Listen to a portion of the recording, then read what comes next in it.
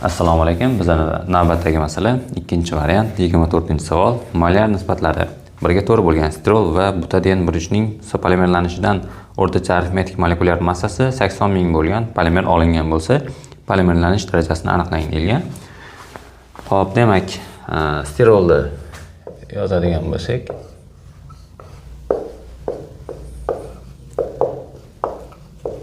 buni massasi 104 va butadiyen burch bu 1 ga 4 nisbatda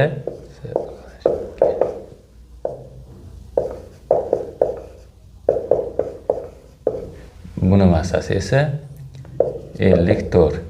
Hop, 104 va 4 ko'paytirilgan 54 ni qo'shib yuboradigan bo'lsak, mana bu holatda bularning massasi 320 ni tashkil etadi. Endi bizda polimerimizning molyar massasi esa 80 ming. N barobar polimerlanish darajasini aniqlash uchun 80 mingni bo'lamiz 320 ga 250.